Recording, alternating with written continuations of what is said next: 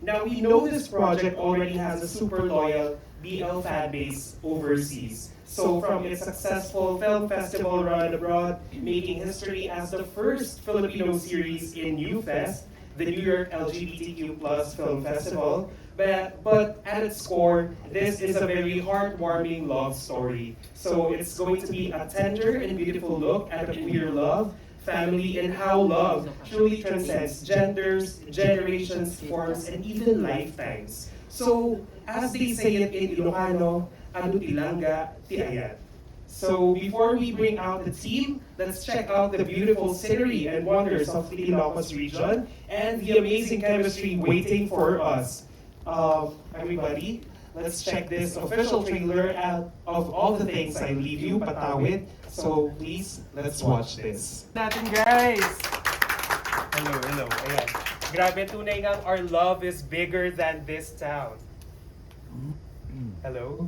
Ayan. Perfect. Now to tell us more about the story of George and Kiko, I'm now going to call on the team, the crew behind all of this happenings. So may we call on Director Jade Castro, producer Alan Bergang, and of course our main leads. Playing George, we have Benedict Ramos, and our Kiko introducing Mr. Justin Paul Batobas. Guys, give it up for Benitez, the newest love team for Patawid. Hi everyone! Hello, kamusta kayo? Here's our mic, guys. Hello. Hi. Ayan. Grabe. Nararamdaman na natin yung kilig. Nararamdaman nyo ba? Now, let me break the ice first. So this is the first time you guys are working together. So, eto, sa inyong dalawa, sino yung naunang nag-break ng ice? Sino yung gumalaw ng baso? Gumalaw ng baso definitely si Direk Jade kasi hindi talaga kami uuusad kung hindi siya gagalaw ng baso. So, and of course, si Sir Alem. And from that, we already know na pag meron ng ganun, pwede na namin pagalawin both. I think with consent naman both, na nagalaw namin yung baso pareho. Walang nauna, kasi pakiramdaman. Perfect. How about you?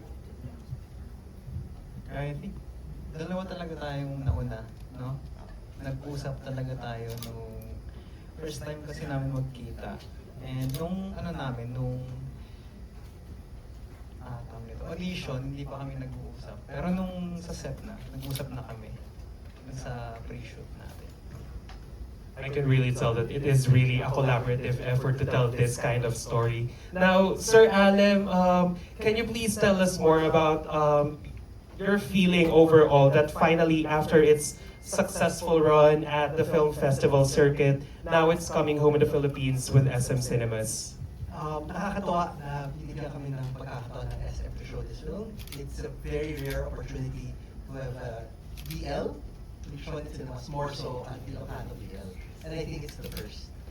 And actually, to share a little bit about the two of them, nakakatawa kasi nung start nga, they weren't, they're not very, that comfortable. Especially si Justin kasi it's his first film. It's his first time to do something like this. But we got an acting coach. We got somebody to help them out. And eventually, even towards the shoot na sila na mag-isa na lang lumalabas, sila na kumakain together, and that we didn't have to prompt them na, and they were able to bond and gel. Wow, thank you for that. Now, let's open the floor to our media partners. So if you guys have questions for Sir Alem, Benedict, or Justine, just raise your hand so our team can pass on the microphone to you guys. And please share your name, your publication page, and bank details before your question. Shut up. Go ahead po.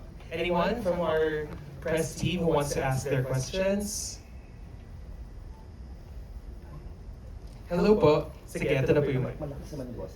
Sige, sige. Justin, since this is your first film, pwede ka magpakilala sa amin anong background mo, saka na-discover, etc. Hello po. Good evening, good afternoon. Ako po si Justin Paul Pasobas. Ako po ay taga Alaminos City, Pangasinan. Ayan, so graduate na rin po ako. Ako po ay graduate ng Bachelor of Physical Education. Ngayon po ay na-hire na ako as a public school teacher sa Alaminos City. And I'm teaching special program in the arts, specifically in theater. Kasi theater po talaga ang unang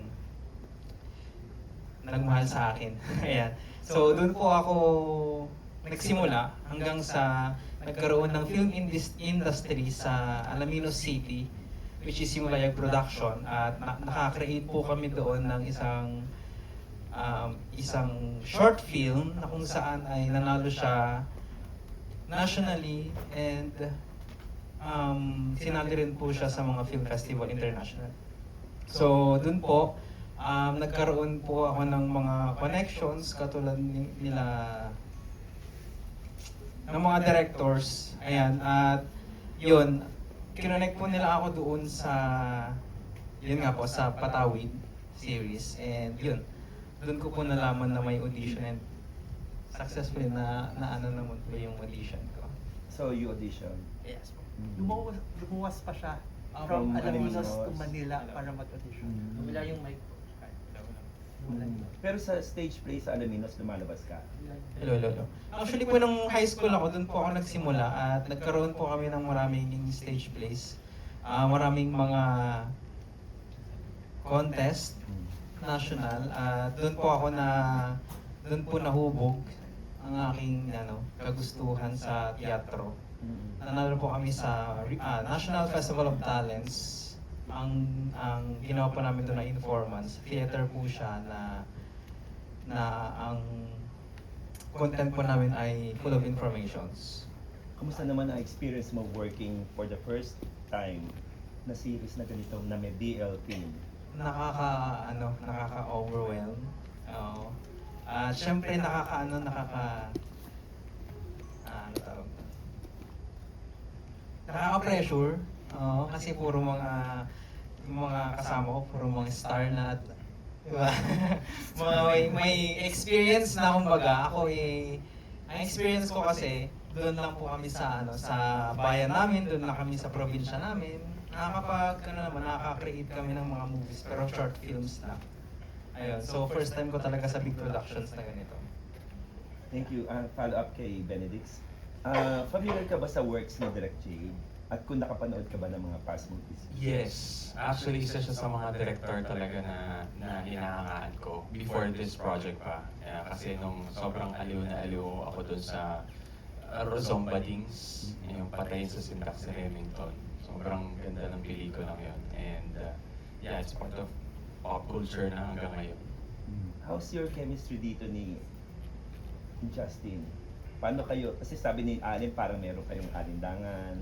Nung una, Honestly, sobrang nakakailang din talaga at first, definitely. Kasi syempre alam namin, nabasa namin yung premise ng script, nabasa namin na meron kaming dito, may kissing scene kami, may ganitong scene, ganun. So parang, having that in mind, and meeting that person, parang alam mo na yung anong kailangan mong i-expect sa taong yun. Kapaan talaga. Like, yung kahit na alam mong gagawin mo to sa taong to, andun talaga yung kaba, hindi mo mawawala yun. Pero nung sobrang chill kasi ni Justin, and sobrang relate ako sa kanya kasi I myself, I am a provinciano, I'm also from Pangasinan. So marami kaming similarities pagdating sa probinsya, sa language, and all that. Kaya madali kaming nag-click din talaga because we're both from Pangasinan. I'm from Dagupan, he's from Alaminos. At since then, friends naman na kami. Until now, friends pa ba tayo? thank you.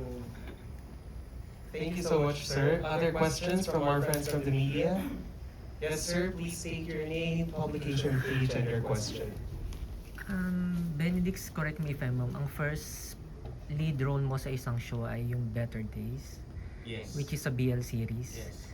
Tapos ito kay Justin, first BL series mo rin to. So yung importante kasi yung mga first, 'di ba, sa project ng mga artista. So ang tanong ko talaga is, hindi ba kayo natatakot ma-typecast sa BL na role?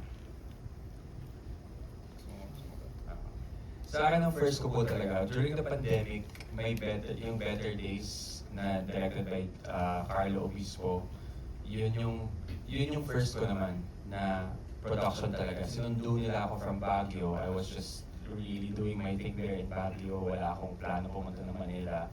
Wala akong acting experiences, wala akong background. That was my first time to be on an actual set and working with incredible creatives. So, overwhelming siya sa akin nung first kong yun. And yung typecast, about the typecast, this is my second BL.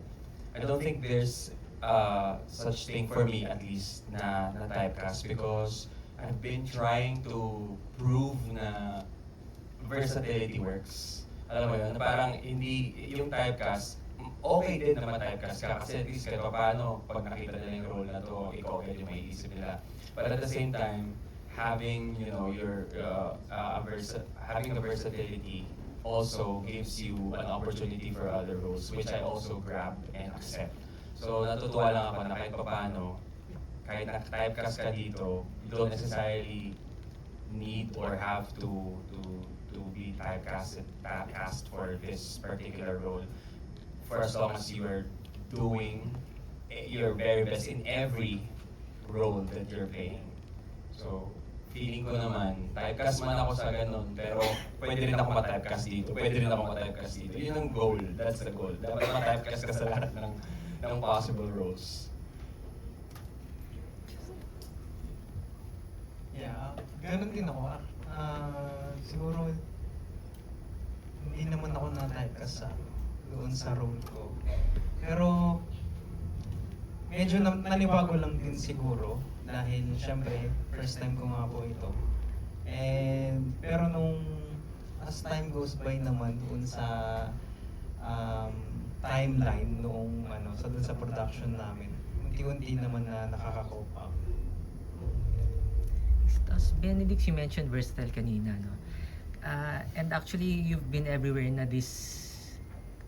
lately. Kasi meron kang Yamaya notebook, tapos ito. And it proves nga na hindi ka nga na-type ka sa isang klaseng role. So congratulations. Ano yung mga naitatawid mo from different shows na nagagamit mo from theater, from here? Ano yung mga elements na nagagamit mo sa lahat? At ano yung mga hindi mo pwedeng itawid sa bawat medium? Interesting question. Sa akin, natatawid ko talaga, it's really the manner and the discipline for doing the job. Sa theater kasi talaga iba din yung discipline. But I'm not saying na walang disiplina ang film. Definitely meron. And there must be. Dapat meron talaga. And natatawid ko yung theater discipline ko because yung confidence ba na nakukuha mo from each production that you do, mahalaga na para maka-arte ka ng tama. Dapat confident ka rin. Dapat commit ka talaga sa choices mo, sa kung anong gagawin mo. So yun yung natatawid ko. Natatawid ko kung yung freedom of choice, kumbaga, as an actor. Yung yung sa'yo yung magagaling, yung agency mo as an actor din. Yun yung nade-develop ko, na natatawid ko sa mga kahit saan na screen man yan or sa theater man. Once you build that confidence na alam mong kaya mo naman eh. Ay, mayroon lang babagabag sa'yo minsan, pero dapat isipin mo na magagawa mo siya. Siguro yung kind of mindset na yun. Yung mindset na yun, natatawid ko. Ang hindi pwedeng itawid siguro ay yung pagiging mayabang mo sa production, bawat production na gano'n. Ay, alam ko na yan, gano'n. Kasi it's a never-ending learning process talaga. Like, you can really learn from all projects. Like, lahat ng gagawin mong project, bagong experience, bagong aral to. So, I am really getting those lessons from each production that I do. Thank you. Last na, marunong ka ba talagang mag-Ilocano?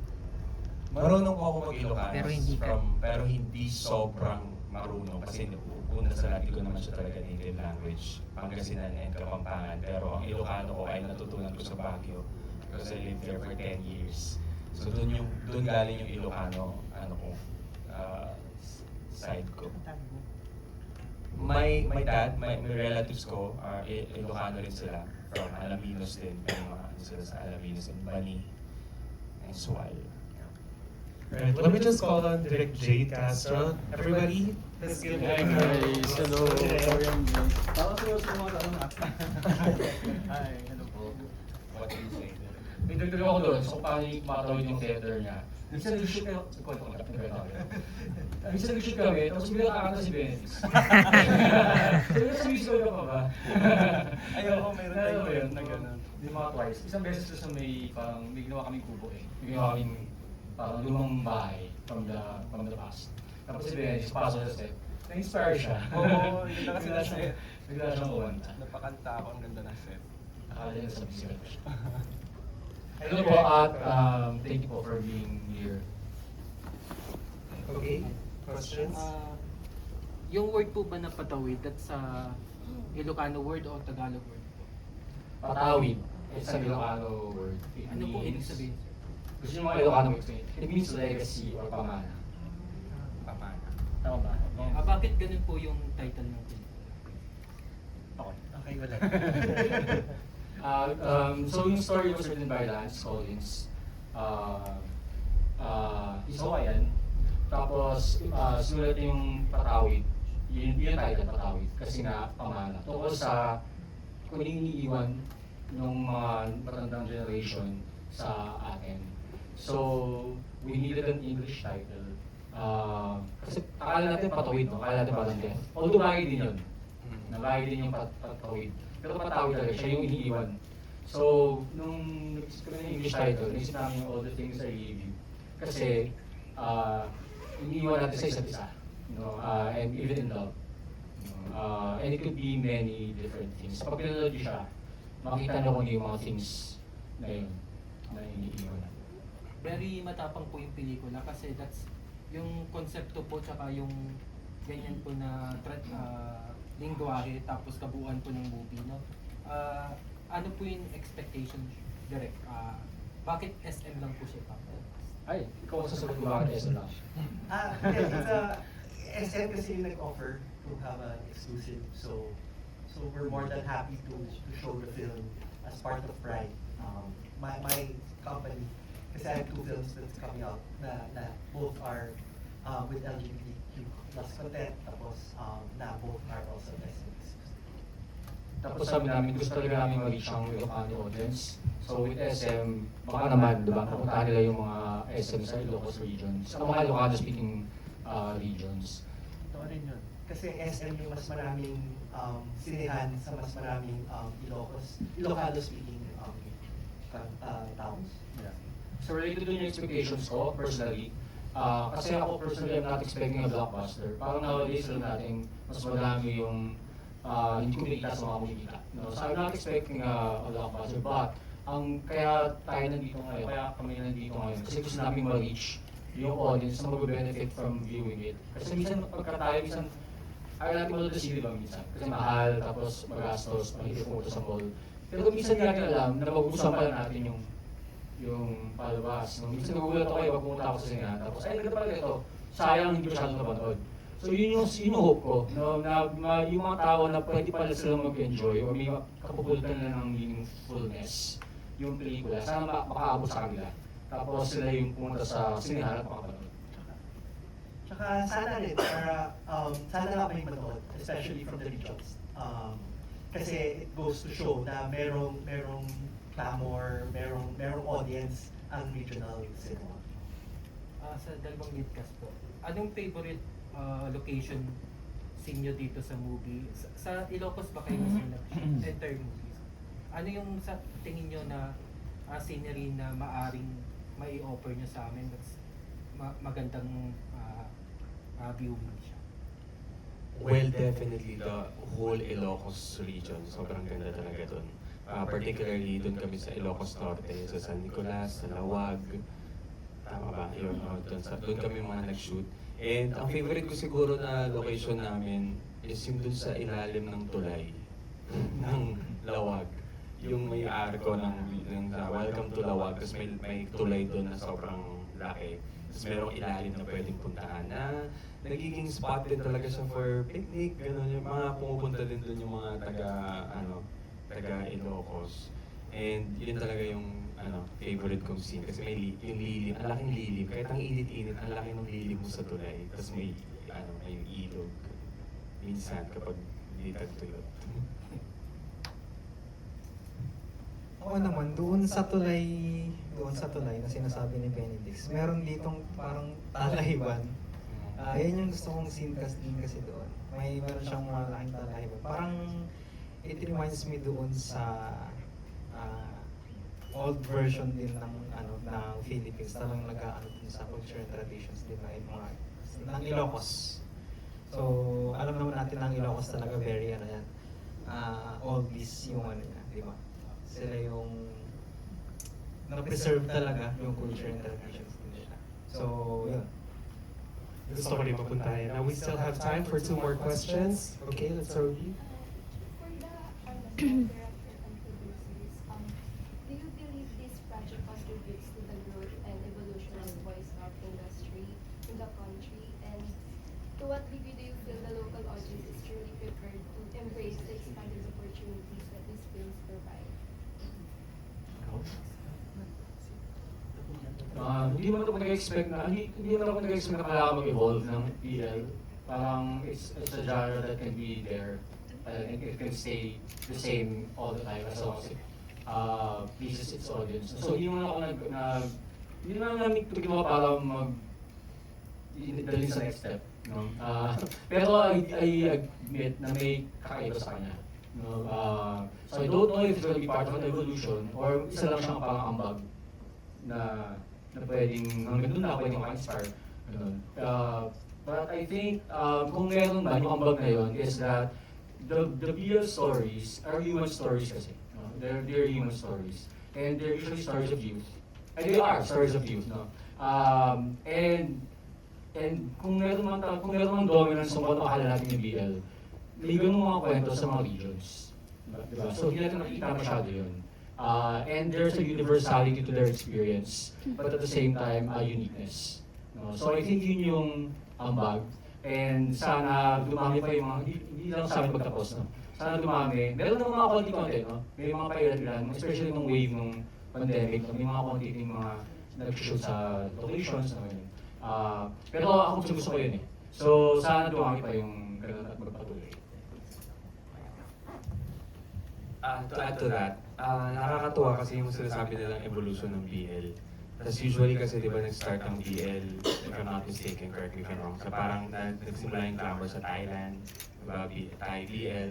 Tapos may magko-comment dun sa series namin na akala ko Thai, akala ko Indonesian, akala ko ganito, akala nila ibang language. Which is yun yung, I think part of the evolution din ng BL is for us to own our own native language, which is also Ilocano. Sana magkaroon pa ng ibang mga series or films that also use their native language like Kapampangan, Pangasinan, Bisaya, gano'n na not necessarily Tagalog kasi di ba parang yung iba magko-comment, akala ko Thai.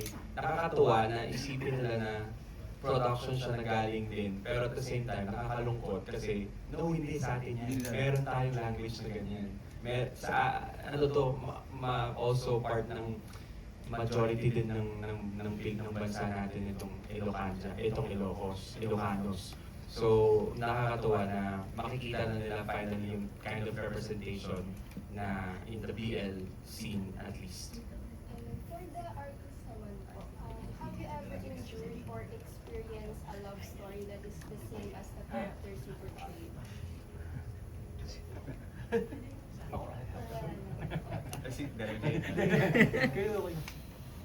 I think dito sa film series namin, I would say yes because this kind of love story is very universal and at the same time it's rooted sa kung paano magmahal ang mga Pilipino. And sa story namin na to, there are 2 generations. Yung older generations, yung mga lolo namin, and then yung kami. So para makikita din natin kung paano magmahal yung noong unang panahon sa kung paano din magmahal at tumanggap ngayong present times. Pero pag at the end of the day, wala talagang pinagkaiba. it's just all love. It's just that the limitations, yung mga restrictions doon, medyo may nagpigil ng pagmamahalan. Pero in the modern times, in this progressive times, I think love is love, and we can just all accept the fact that we can be loved and we can love more. Jerry Olea from Pet. Ako lang nagpakilala kasi Oh. sila ayaw magpakilala. Okay, for one last question. Jay, kumusta? ESSB yung performance nila rito. Kasi, kumbaga, ang dami mo lang na-direct from Endor, through the years. Kumusta sila? Ako hindi kanya kasi baka lumaki uli. I love working with both of them. Sa totoo, pero Bigo. No, kasi si Justin first time ko na-meet sa audition. No, si Benji nakita ko na, syempre. No, pero si Justin first time sa audition. Tapos, nagalingan ako sa, well, alam mo magaling si Benji. So si Justin nagalingan ako sa kanya sa audition. And then working with them was a blast. No? But also, Jerry, may context akong daragdag. Mas alam na yung Ilocano kayo sa akin. So natututo din ako sa kanila while we were working on this series, film/film. Ano nga ba tawag natin dito? Both. No? So yung appreciation ko of working with them, hindi lang basta dahil gagalingan ako sa kanilang artista or dahil gusto sila makatrabaho, kundi naging learning experience din for me. Ano ba masasabi ko? Okay na. Alright, thank you to our media friends for those awesome questions. Yung follow-up lang kanina na kumusta naman yung kissing scene ninyo? Gusto lang. Nailang pa ba kayo sa isa't isa or? Ako talaga. Actually, nung first na nalaman ko may kissing scene, talagang hindi talaga ako comfortable. Kasi first time ko po talaga yun. And sa same gender pa, hindi ako familiar. No? Kaya hindi ako comfortable. But then, habang nagkakaroon ng mga workshops and sa direction ni Direct Jade, na unti-unti kong na-embrace naman yung scene. At siguro hindi naman nagmukhang ewan. Kissing scene. Oh, maganda. Ayun. Kissing scenes. I wanna add lang, kasi ako yung tumawag kay Justin to say na when we want to take the role. Pero remember na, kasi we had to remind, kasi nag-audition ka sa Manila, pero nasa Ilocos sa kami, we had to remind him that there's partial nudity and then there's kissing scene. And then parang doon siya nag-alangan, tapos parang, sige, Gabe, give me, I'll call you back after 1 hour. Think about it. Saan siya nag-alangan? Sa kiss o sa partial nudity? I think sa kiss. Pareho. Pareho. Kasi sabi niya at that time hindi pa siya. Diba, I remember in an interview hindi kasi siya nag-tone. Hindi siya anyway. Kulang paghahanda. Oo. Pero anyway, dun sa kiss actually. So he asked, yun, I told him, think about it, I'll give you an hour. After 1 hour, you tell us yes or no.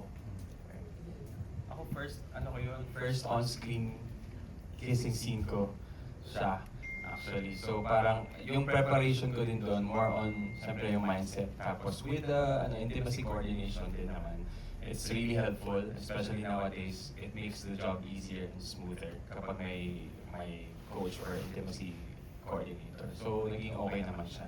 Tsaka hindi mo ramdam pag nasa set ka na, tapos mag-kiss kayo. Parang, cut. Gusto niyo yun? Parang wala akong effect or Saka something. medyo hinuli namin yung dalawang eksena. Kasi Para maging comfortable na sila. nagtutulungan din sila ng dalawa eh. Minsan nakita namin sila ng dalawa, lang kalo mag-jowa sila eh. So nagtutulungan sila. Naging method kami. Kasi yung acting coach na si Paolo O'Hara. Oo. And then Paolo, Sa teatro. yes, actually Paolo really made them feel comfortable towards each other. Alright, to wrap this up, I would like to, sorry? Okay, still have one more question. For Direct Jade, since Pride Month ngayon, ano yung message na gusto niyo ibigay sa mga makakanood nitong pelikula or series? Ako, simple lang. People have always been asking for representation, asking for more films, di ba? And the only way producers like us will be able to make them is if their audiences who watch them. That's for me. Yeah, I think pag pinanood na marami silang mapulot. Pero ako yung general, I want us to celebrate life. No, there's always a struggle no, and when you watch the film/series, no, may struggle. Pero because of the genre, there's also a positivity. No, parang ako, I wanna tell everybody in the community, LGBTQ and everybody else, no, na life is for celebrating din. No, we fight the fight, but let's also have fun, you know, and make ourselves happy. Clarification, tama ba? This is a series na third into Yes. or ano yung changes na ginawa? Not much. Kasi nahirapan kami. We fell in love with the series. Nahirapan kami to put it together. But there was a clamor kasi to release it in cinemas. Especially to reach that Ilocano audiences. That's why. So kaya, to clarify, we made it talaga as a series, 6 episodes. Pero nag-snowball na lang kasi nung napasok siya sa mga festivals, tapos pinaprogram siya ng buo. Pinaprogram siya ng parang isang buong film. Tapos invite. And then ngayon, gusto mo palabas sa sinihan. So parang, movie na rin siya. No? Pero pag pinanood ko siya, 2 hours and 45 minutes, parang isang avatar lang siya, isang mahabang pelikula lang. Hindi naman siya. So wala siyang changes na parang Wala, may mga parang chapters lang yung film. Parang yun yung demarcation ng episodes. And lastly, para kay Justin. Kasi medyo tumatak sa akin yung sinabi na you're teaching now. Yes po. So, anong pakiramdam na ito ipapalabas yung ganitong pelikula sa sinihan? Meron bang ano sa school or? Actually,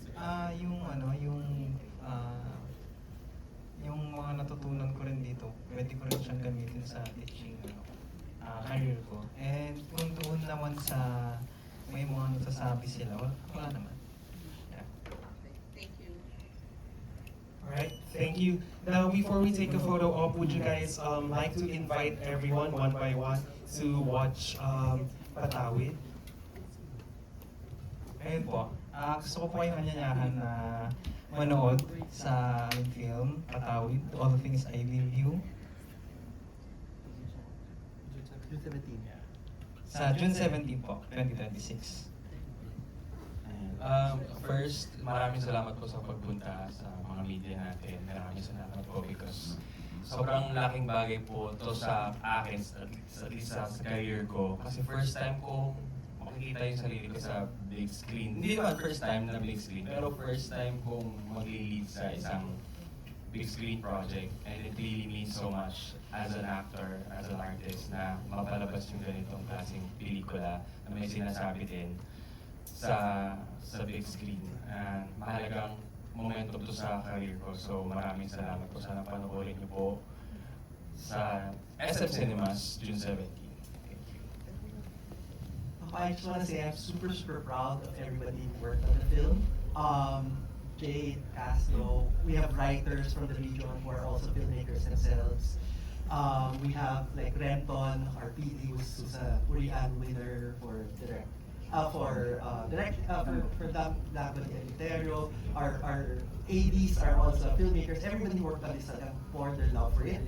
And even our interns, Ilocano interns, were so good at it na parang it was a labor of love of everybody else. And then I fell in love with the place, gaya ng sabi nga nila, ang ganda-ganda ng Ilocos, doon ako nabuhayan talaga na ang ganda-ganda ng Pilipinas, and I'm so happy that we were able to showcase this in this film. And I think for the creators of this film, it is their love letter to the Ilocos language, to the Ilocos region, to the Ilocos culture.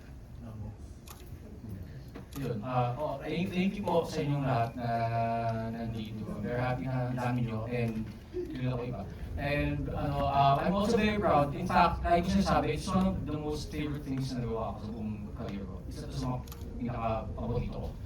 Marami akong nagawa dito na gusto kong gawin, tapos nagawa ko siya. Tanong nyo na ako later mo yun. Pero yun, no? So I'm very proud of it. Please help us. It's a modest work now, so please help us reach yung mga tao, may bata, may matanda, na baka may mapulot sila dito, merong magbawi buhay nila, yung gano'n ba? So sana ma-reach natin sila, please help us reach them. Thank you. Ano lang, we're ending this short kasi mahaba yung film. So after watching the film, if you wanna ask any of us questions pa rin, we can still stay and answer. Alright, everybody, let's So guys, for photos, feel free to come here on center. Move tayo here. Thank you. Center pa tayo. Ano sa'yo tayo doon? Pwede mo sabihin daw yung... May letra sa mukha. May letra sa mukha. Baka art. Yan. Kasi doon yung... Sila muna. Kaya na lang muna. Kasi yung... Yeah, let's have Benedict.